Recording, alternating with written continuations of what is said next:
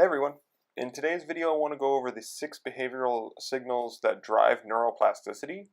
And I want to go over this because I hear a lot of people talk about neural drive or neurological strength when it comes to strength training. And I mean, a lot of trainers talk about this, or a lot of power athletes will talk about this. And if you really dive into it too much, they can get good results by applying these methods, but they don't necessarily know what's going on underneath the surface. And so what I wanted to do is I kind of wanted to flesh out the science of what's happening underneath the surface um, into the terms of what's called neuroplasticity. So to start things off, you might be wondering, what is neuroplasticity? And I want to start with, it's not those brain games that claim they'll make you magically smarter. Um, a simple definition is that neuroplasticity is the processes by which the brain is constantly reorganizing itself throughout your life. And one thing to really keep in mind is that these are not singular events happening. This is how your brain works. It's constantly reorganizing itself. Synapses are constantly like coming to existence and then going away. That's all neuroplasticity. And there's a couple of different ways it can happen.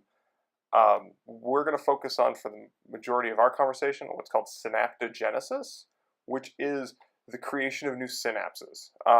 Specifically, there's spinal synaptogenesis, which has been shown to be a result of strength training and different resistance training. And so let's look at the factors now, and we're specifically going to look at the behavioral signals that drive it. There are 3 other types of signals. When it comes under neural signals, there are direct neural signals, intracellular signals, and extracellular signals.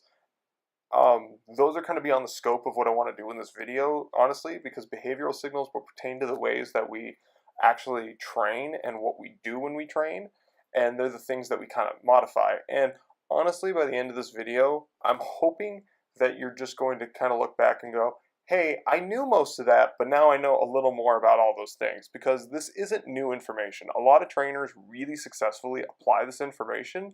And at the end, I'm going to talk about one person in particular who, well, I'll just say it's Pavel Tsatsouline, who talks about grease the groove training. And I'm going to specifically talk about how does grease the groove training capitalize on a lot of these behavioral signals. So let's go ahead and get started. Signal number 1 is repetition. This one should be super obvious. Literally, all it's saying is that the more we do something, the better we get at it.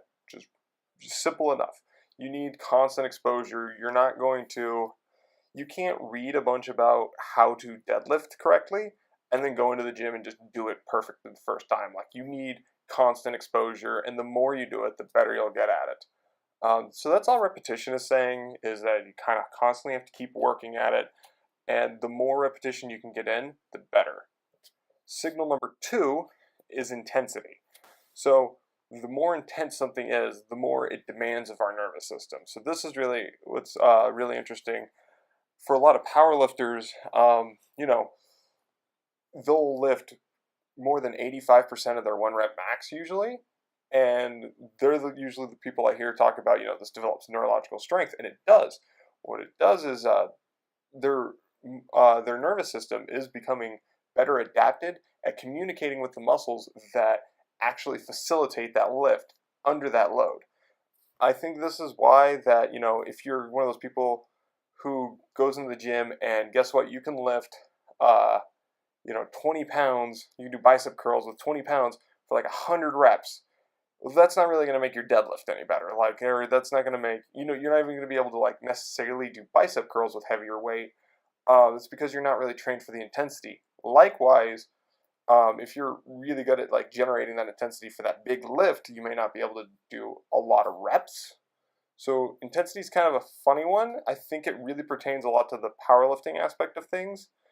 So the more intense something is, and in this case we can assume intensity is going to be like the amount of stress placed on us. So it's going to be the weight, or maybe how slow we do something. If we do like tempo sets where you slow it down a lot, that intensity is going to really drive a lot of plasticity.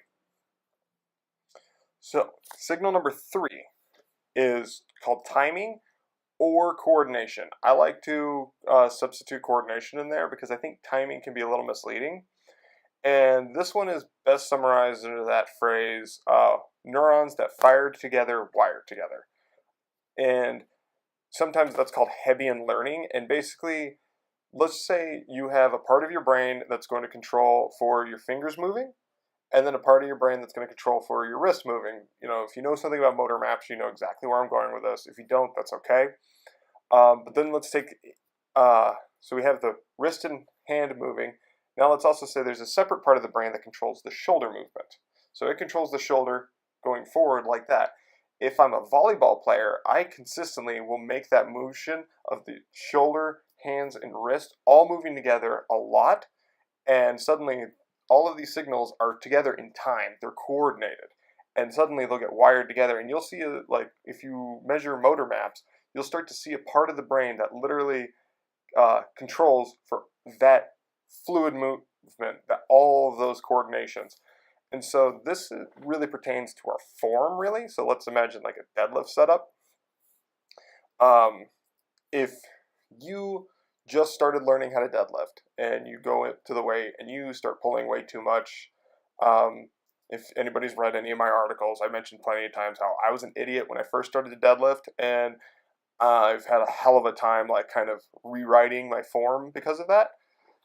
So if you first go up there and like you're not really paying attention to your form and you're arching your back, well, the mechanisms that are making you arch your back and tighten the things you're tightening and not tighten the things you're not tightening, that's all going to be coordinated together now, and it becomes like you're establishing a neural circuit to wire that way, and it becomes really hard to unwire it. So with timing or coordination, what it is like everything we fire together. So like every rep you do something correct reinforces doing it correct. Every time you do it incorrect, it reinforces that way. So we have to be really careful. And so when you're starting out, yes, like you're just new, so maybe somebody shouldn't give you so much crap for not doing something right. However, you should definitely take the time to learn to do it right, because if you build that neural circuit doing the correct things, then you have a foundation on which you're just building that thing. However, if you do what I did and you build that circuit doing the wrong things, now you don't just have to build a circuit doing the right things. You have to rewrite that existing circuit, and that's an entirely different subject in and of itself, is how to undo all the damage you've done by writing in a bad neural circuit. So that's it for time and coordination. I could spend a lot of time here. I'm going to stop myself there. If you want to hear more, go ahead and ask about it in the comments, and I'll happily talk about it. Signal number 4 is difficulty. And if you've ever played any sort of video game, you're going to really feel this one. Difficulty, if you imagine a bell curve, a very simple bell curve. Now, with difficulty, there is a optimal level of difficulty. It's not too easy, not too hard, that drives the optimal level of plasticity. So that means that top of that bell curve, that meaty middle, that's the spot where that's the difficulty that's going to give the most plasticity. So this is why you don't want things to always be super easy. We get bored with them when they're super easy, and we don't really pay attention, which comes back into play with signal 6.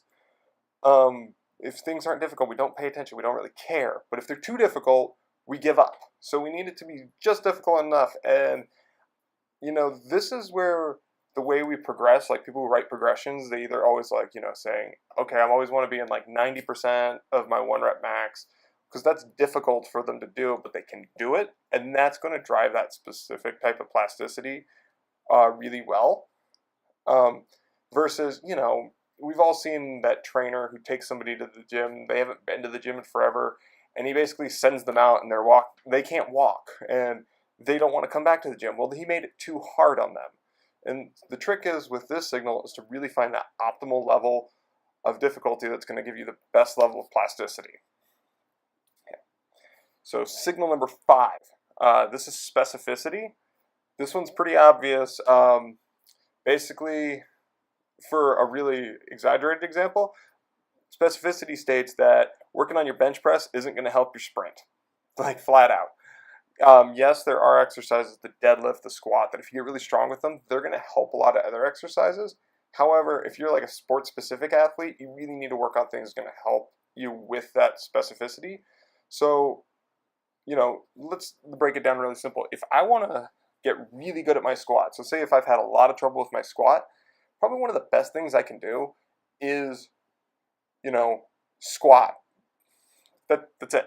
That's it. I can squat. Like, spending time on a leg extension or a leg press, sure, that can make my muscles stronger, and sure, that can help a little bit, but nothing's going to help quite as much as just doing the thing that I need to do better.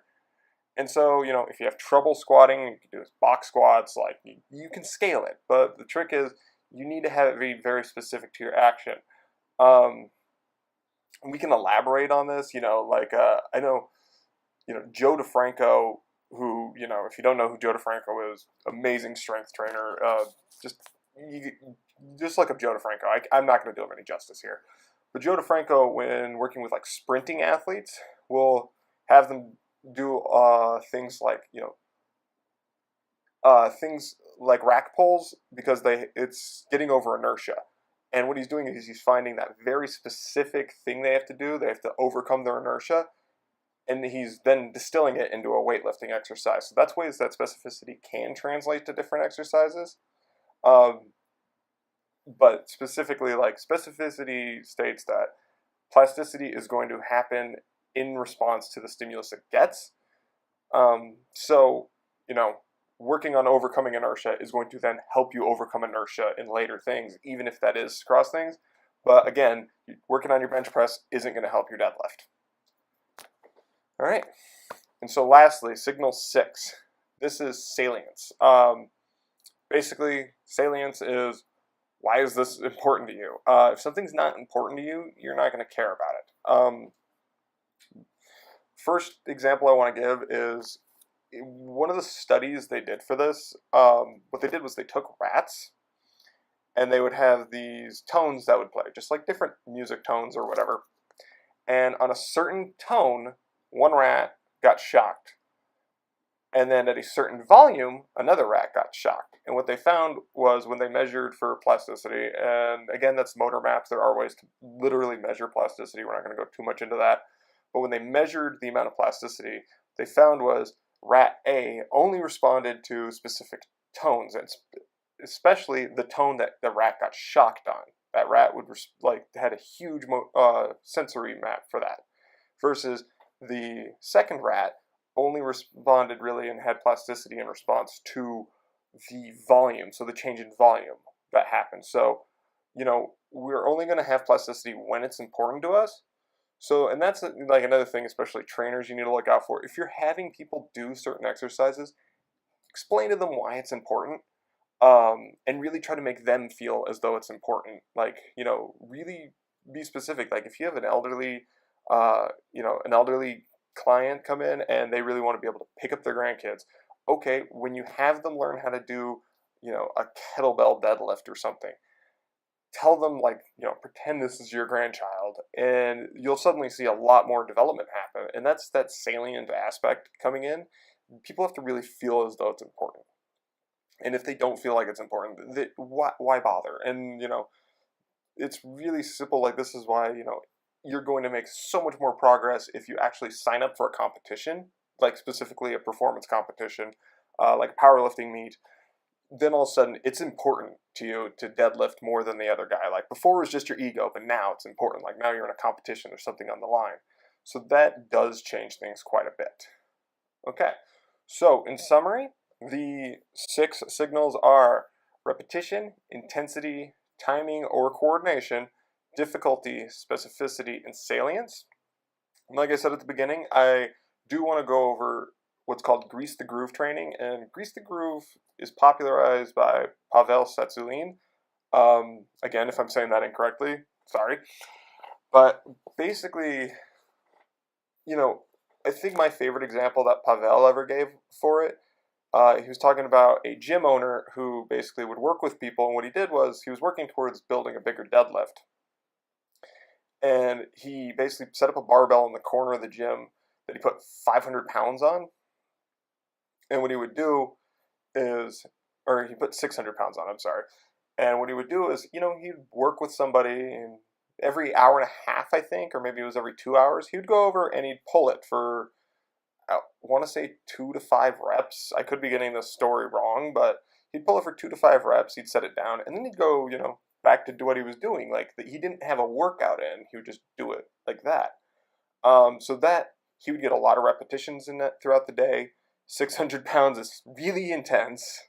Um, you know, with the timing and coordination one, what I would say what he was doing was he was effectively spacing it out so that there was no fatigue, and so every time he could have perfect form, and that would reinforce that perfect form. Again, with intensity, he was making 600 pounds is pretty difficult, and so he would find that meaty level of difficulty where that he could hit it, but it was not easy, and that would drive the most plasticity. And obviously, if he's trying to make his deadlift bigger, that's hit specificity. And I believe he set a world record from it, and so that's why it was salient to him. Like, this hits all 6 points of it. And as a personal story, you know, I've always struggled with pull-ups a lot, and recently the lab I work in has a pull-up setup outside its doors. And so, when I've been sitting there on my computer for too long, I'll go outside, I'll go grab the bar, and I will do anywhere between 3 and 12 pull-ups, however many I feel like doing. If I have my backpack, it might only be 1 or 2 because my backpack can be pretty heavy. And again, that hits all those markers. It's, I'm doing it a lot. It's repetitive. Doing it as much as I can. It's intense. I'm really focusing on my form, so I'm getting that coordination down. It's that perfect level of difficulty. I want to be better at pull-ups, so it's specificity, and it's important to me because, I don't like being bad at things, especially things like pull-ups, because I really enjoy, body weight movements. And so, that's basically neuroplasticity, or at least the behavioral side that drives neuroplasticity in a nutshell. I really hope you enjoyed this video. If it was a little too like this, I'm trying out a new format where I'm just talking to the camera rather than taking the camera with me to the gym. So if you enjoyed this, let me know. Your feedback is really important to me. Again, I want to continue to improve, and I'm hoping that in a year or two, I'm looking back on these videos going, oh my God, like, so much better now. But to do that, again, I need your help. I need your feedback, positive or negative. Just leave it in the comments. You could tell me this video sucks, but you have to tell me a way to improve it. Otherwise, I just won't respond. And, I hope you enjoyed the video. And if you want to see more things like this, hit subscribe, hit the little bell so you get notifications. And I will see you next time. Train smarter, train stronger.